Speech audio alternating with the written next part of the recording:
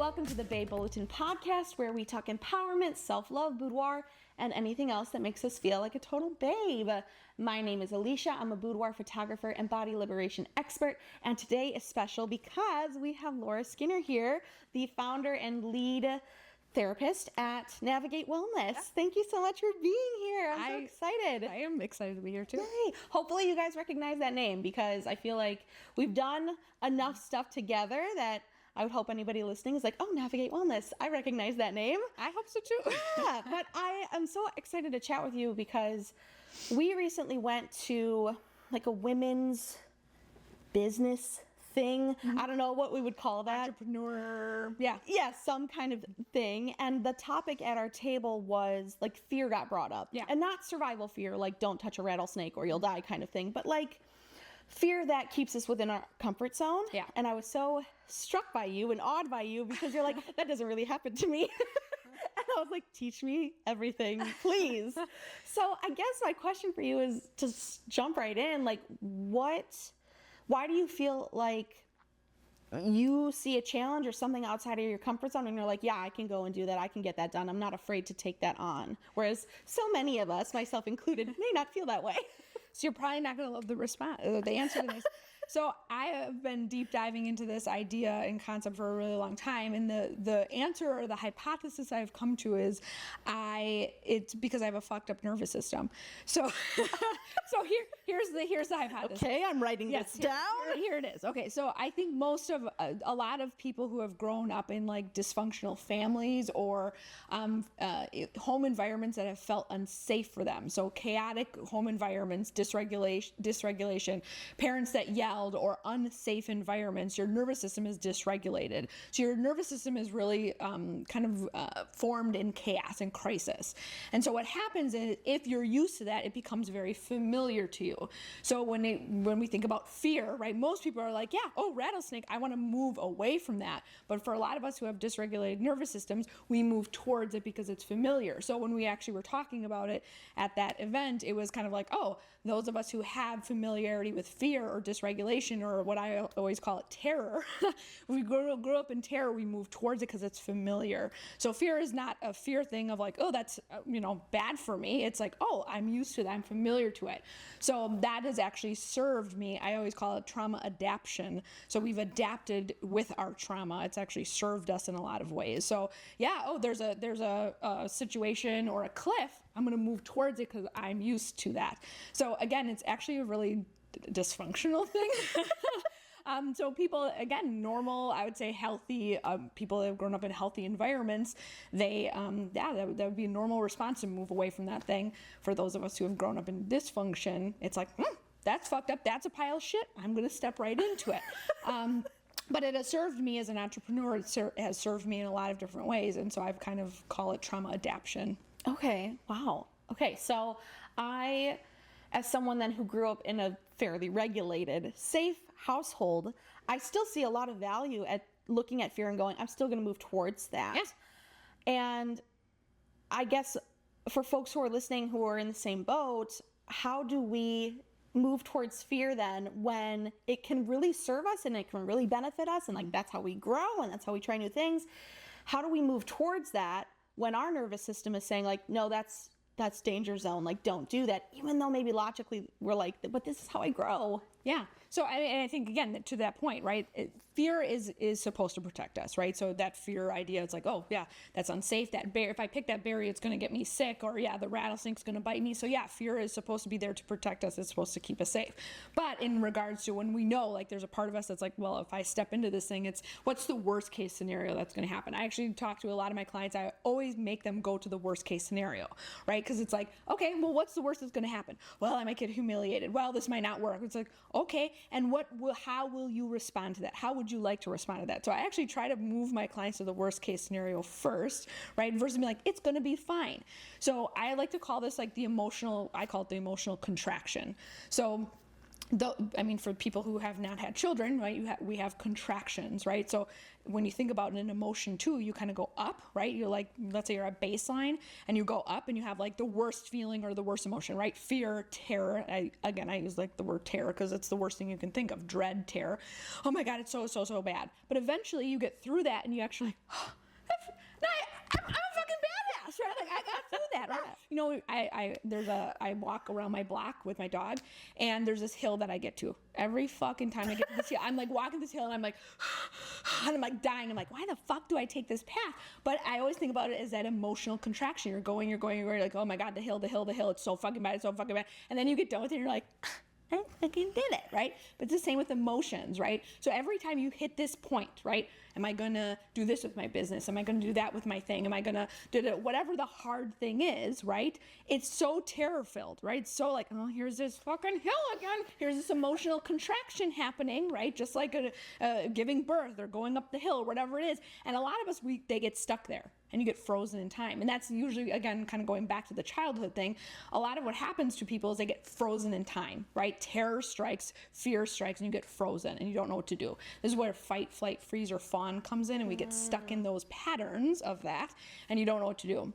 So we really encourage our clients that, well, what's going to happen when you get over the hill? Right? Again, usually there's relief, there's pride, there's like excitement. It's like, I did that. I'm a badass, right? Or whatnot, right? So we always try to like get you over the hill. Like you're going to get through that. Or tell me a time when you got through that emotional contraction or you got over that hill and you were like, okay, it did work out. It wasn't so bad. Because usually we feel a lot of relief after that. So, oh, it was so good. That's such a good answer. I mean, as you're saying this, I mean, I'm kind of picturing times in my life where I'm like, oh, that has been my experience. Like even on the way here, Dustin, the producer, and my husband were talking about, oh, Laura's coming in today. This is going to be great. And he's like, I'm really nervous. I'm freaking out. And we haven't had a ton of guests on yet. And so it's been very intimidating having people on. I think because worst case scenario, the guest thinks I'm a dumbass. Worst case scenario, I look like an idiot. I don't do a good job interviewing, or the podcast doesn't turn out and they hate it or something. And that's not really that bad. And also the majority of that is just the inner critic talking anyways, because the people I've had on are lovely, wonderful people who I don't think would ever turn around and say, you were an idiot, you did a bad job. So it's like that fear talking. And yeah, once we come down the other side, it's like, oh, we put out something that we're very proud of. Yeah. And now it's great. And people are enjoying the episodes more because they don't have to listen to just me talk. And I'm enjoying them more because I don't have to listen to just me talk. So good. So I love that analogy. Do you find that, like, as we're trucking up this hill, does like self-compassion play a role in that at all? And I guess what role does that play? Yeah, I think it's different for everybody. Like, I think some people, like, self-compassion there's, again, this idea and theory out there called reparenting. So, again, that idea of, again, when we get frozen in time in childhood, right? So whatever the event is or whatever the circumstances, again, I could talk about this for fucking hours, but I'm just going to break it down in, like, very simple form. So let's say, you grew up in an environment or household or whatever where, let's say your pattern is to freeze all the time, right? So you're in that unsafe space, you freeze all the time, right? So we will need something to get us unfrozen or thaw us out, right? So let's say your reparenting technique, because you can't get your parents to reparent you now. You're a fucking adult now. You can't be like, Mom and Dad, can you reparent me better now? That's never gonna fucking happen. That's delusion. So you as an adult have to reparent yourself now. So maybe to reparent yourself, you need compassion while you're going up that emotional hill or emotional contraction, right? Maybe self-compassion is what you need. Or maybe you need, maybe you need to be like, come on, you can do it, you can do it, you can do it. Maybe you need whatever. Like, sometimes it's about figuring that out, because some people do really, really well with self-compassion. Like, you can do it, honey. Like, you need the softness and warmth. And then I meet some people, I'm like, you kind of need a swift kick in the pants, to be honest with you. So really, again, it's about figuring out who you are. Because I think, again, sometimes it's like, I meet some clients and they're like, hey, I just need a lot of, warmth and self-care and like that kind of thing, because my parents weren't warm towards me, right?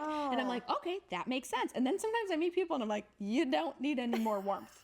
You need a swift kick in the butt, right? So again, it's about really figuring out who you are. Self-compassion is, I think, usually the top tier kind of thing because, again, a lot of us are just shitheads to ourselves, right? So we're just like constantly talking shit to ourselves, and that warmth and that self-compassion really works.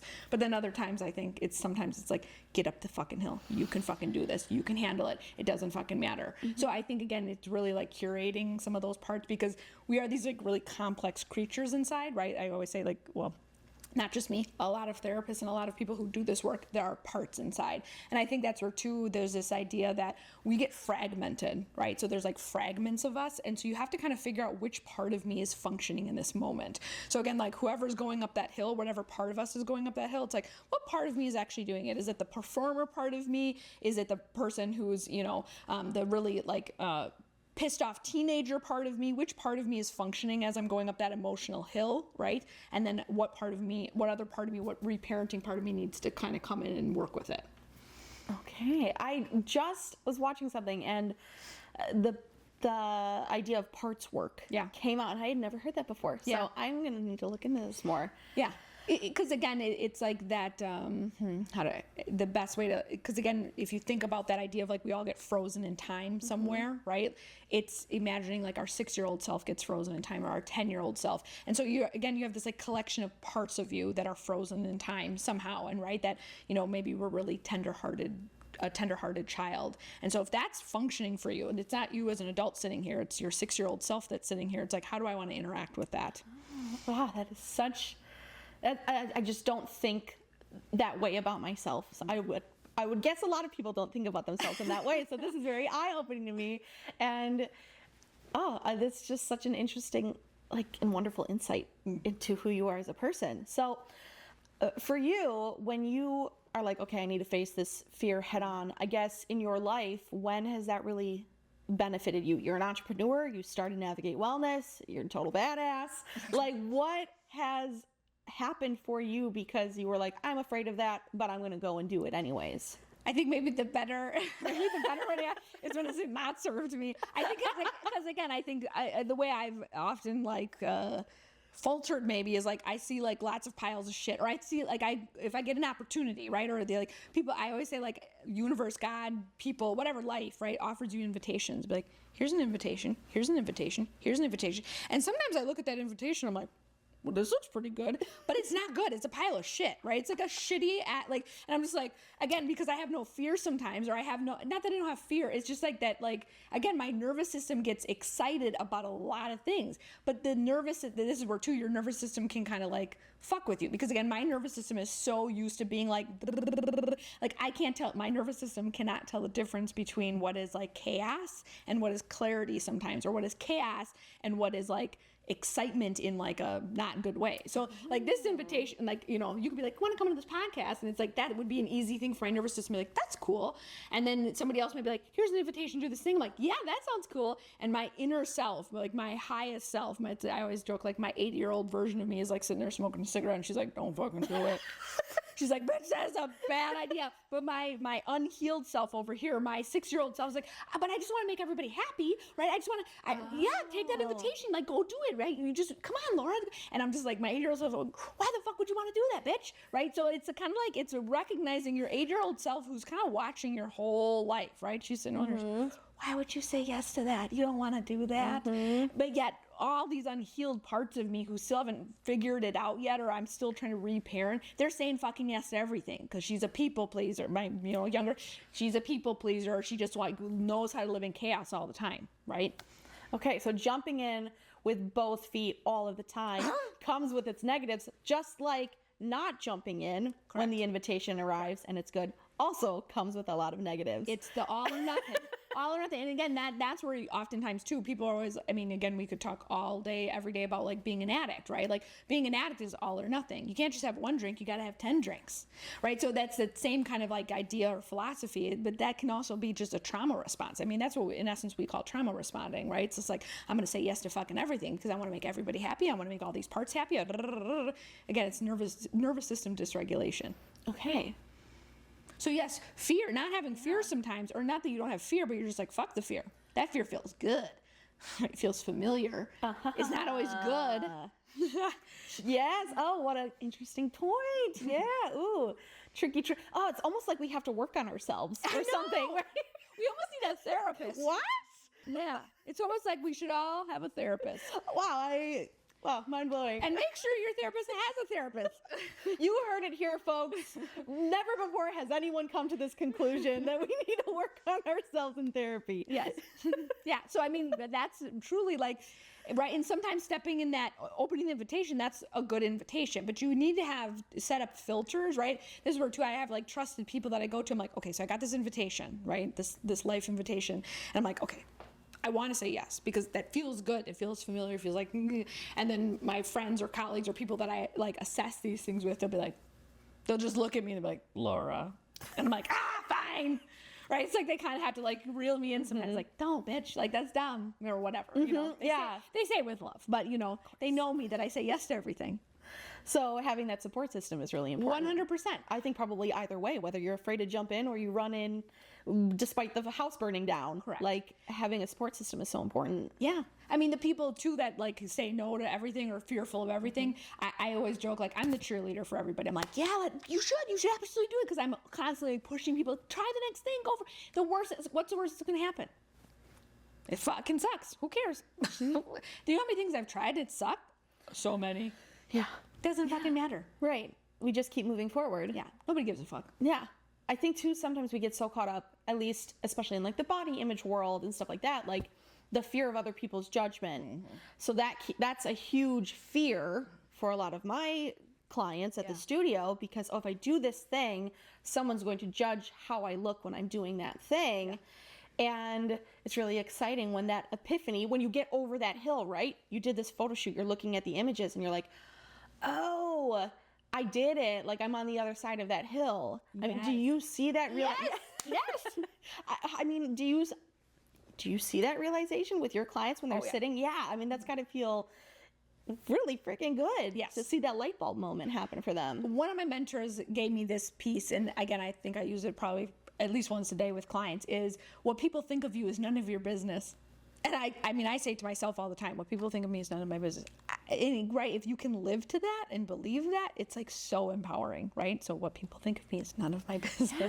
Yes. What's helped me a lot is the idea that like you are not the main character in anybody else's story. Yes. Not a single person around you is even probably thinking about you. Like you're the main character in your story, and that's it. Yeah. I don't know, just hearing that has been like, oh yeah, that really kind of put me in perspective of like, knock it off, Alicia. You are not as important to everyone else in the world as you think you are. Correct. Nobody cares, so go do what you want. Yes, that is such a relieving feeling, right? Yes. I often use this in therapy too, of like, everything's on a spectrum, like everything, every thought, every idea, every mood, everything's like from here or here, right? And that idea of like, so when people are really depressed, they tend to be like, nothing matters, right? Like nothing matters because I'm so depressed. Or people that are like, you know, totally awoke, right? Like woke people and like, yeah, man, it's like, nothing matters, right? So either you're on this end of the spectrum, like, nothing matters, man, that feels great. Or you're like super depressed, like, nothing matters. And it's like, I want to be the person who's like, nothing matters. You don't matter. Not like that, but like, no, but none of you fucking matter, right? And it is. It's like, yeah, I'm not the main call character. it, what is it, like positive nihilism? Yes, And yes. since discovering that, I was like, this is the most freeing thing ever. Nothing matters. One day I will be gone and I will just be dust and stars and I can do whatever I want right now because when I'm dust and stars, it won't matter. Yes. Like yes. I can go to the beach. I can wear what I want. I can try to start a business. My husband can quit his job and join me. I can ask people to be on a podcast because it doesn't matter. One day this stuff will be gone and I get to, I don't know, go back to the earth knowing I had a good time while I was here. Yeah, actually, you know, it reminds me of a conversation you and I were having not too long ago when we were, whatever. It was one of the conversations we both were like, you can always spot another Lutheran Wells person. Where it was just like, all of a sudden we were like, yes. Oh, you were Lutheran. Were you Missouri or Wells? It was all of a sudden we were like, oh, ding, ding, It was like, you could just spot other Wells people. And I was thinking about the fear thing, and I was like, so many of us, I think that like grew up like religious, or I grew up like evangelical and then pivoted to Wells. That's a whole nother fucking story. It's a whole nother podcast episode. But I remember like thinking about the fear thing, and I was like, so many of my behaviors over the years were, I was fearful of making decisions because of that, because of my religion. My religion told me like, don't do this because of this, and don't do this because of this, and that drove fear inside of me. But realizing like, I don't want to be driven, I don't want my behaviors to be driven through fear, right? I want to be driven because like, I believe in a certain like dogma of like, be kind to other people, make an impact on people in positive ways, like those kind of things, like rather than like be driven by fear in those kind of ways. So that's also too, it's just like, things matter. Relationships matter. Connections matter. Impact matters, right? That matters. But like fear, I don't know.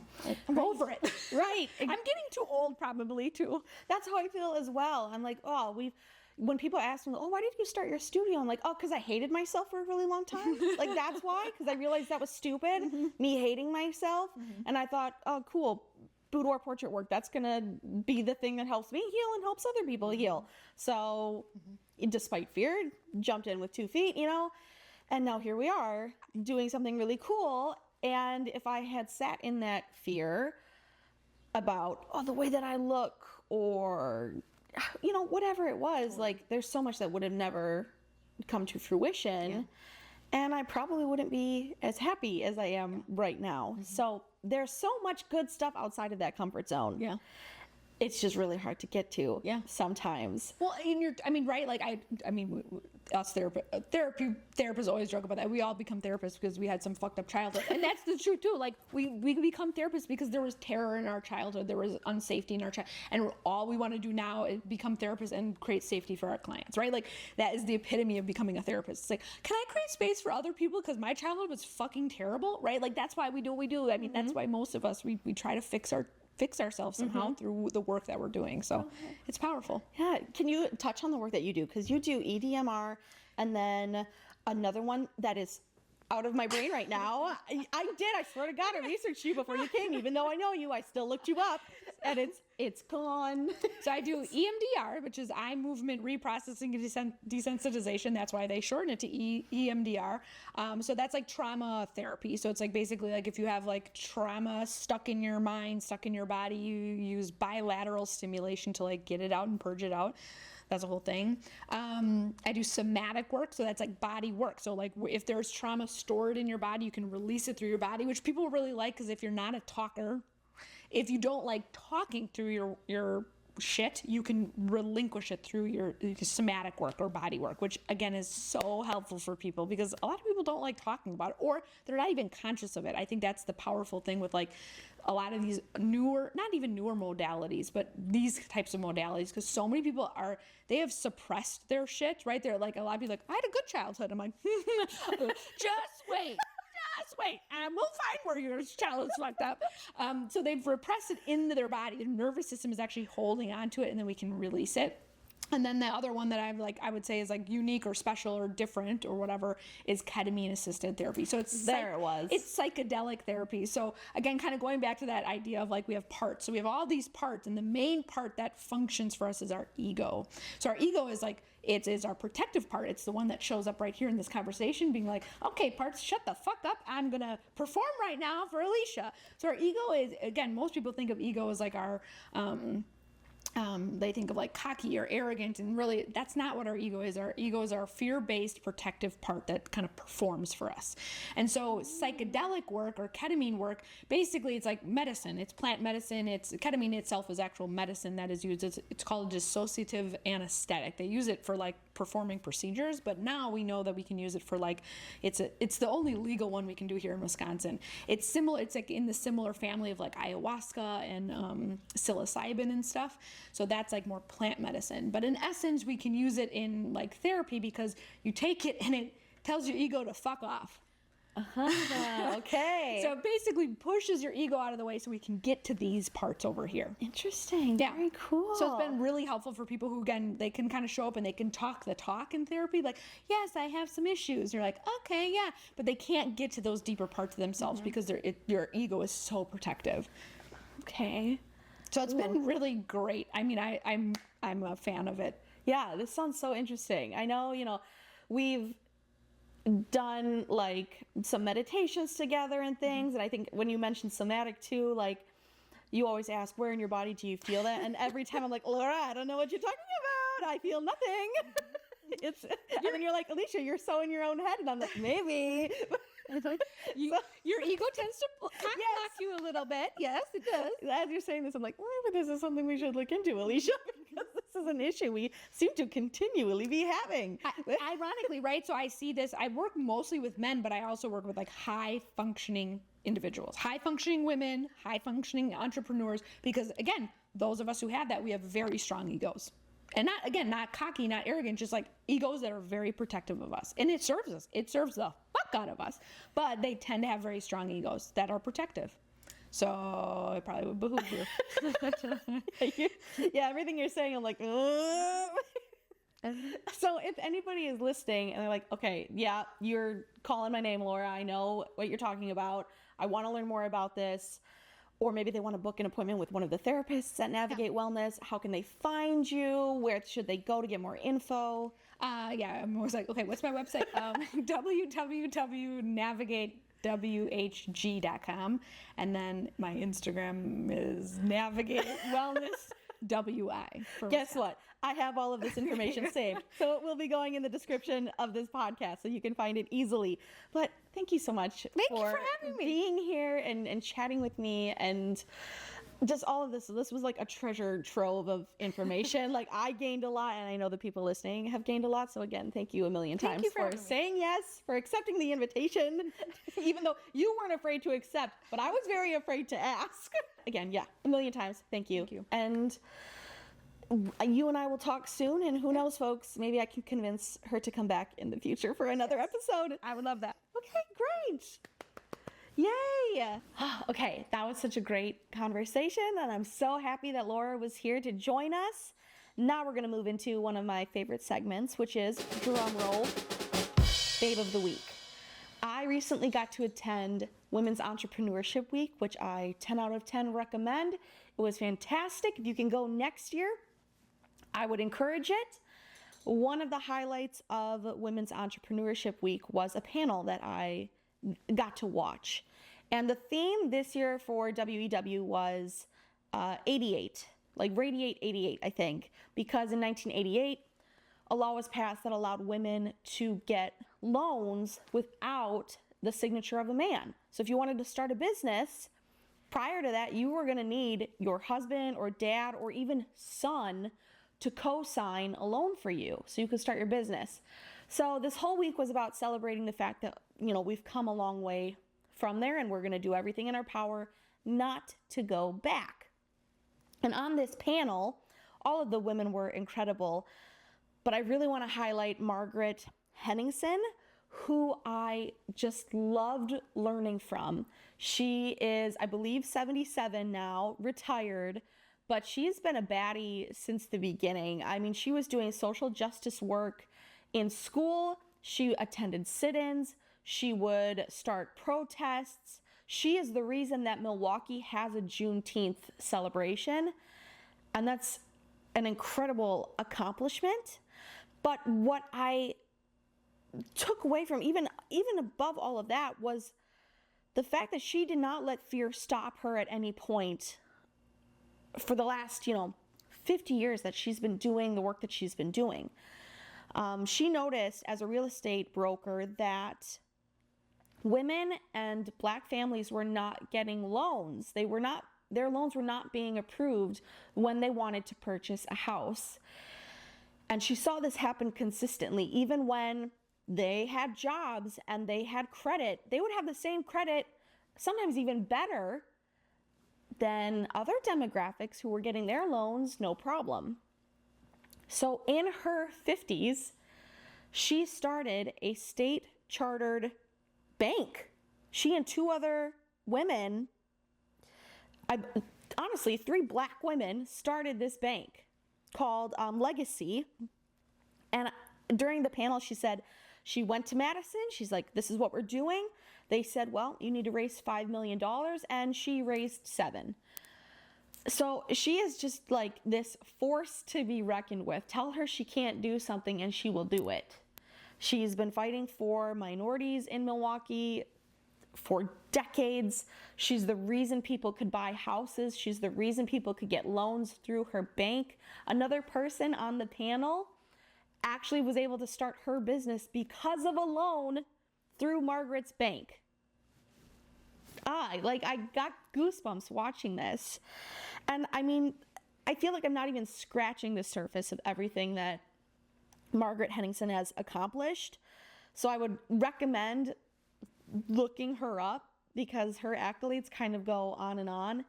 And I just want to leave you with something she said that is sticking with me, and maybe it'll stick with you as well. Despite everything that she has done, someone in the audience asked the panel, if you could go back and do something again, what would it be? And her answer was, I would do more. And I was sitting there thinking, but you have already done so much. What do you mean you would do more? And she went on to say that she started this bank when she was 50. And she said, I could have started it when I was 40. I could have started this so much earlier. And that just really resonated with me, because how often do we let fear or, I don't have enough time, or I can't do that, I can't do this, stop us from accomplishing what we actually want. She had seen for years that people were not getting loans. Women and Black families, and especially Black women, were not getting loans in Milwaukee. And to her, she regrets not starting some of this stuff sooner, even though I'm sitting there like in awe of everything she has accomplished. And so just sit with that and think, are we going to be okay with the choices we make 10 years from now, or should we be making those choices now? Should we be doing those things now? She certainly encouraged me to go after some of the things that I have been thinking about and starting them now. And of course, she wants everybody to vote. So go get registered if you're not yet. Very, very important. But that is our Babe of the Week. I hope we can all follow in Margaret's footsteps and do more for our community, support our community, and do today what we might be too afraid to do, so that when we're 77 and we're on a panel, we don't say, I wish it would have started sooner. That is everything. Thank you so much for listening. I appreciate you all being here so much. And of course, I have to leave you with the same reminder that I always do, because the more we hear it, the more likely we are to believe it, which is that your body is a good body and you deserve to be kind to it.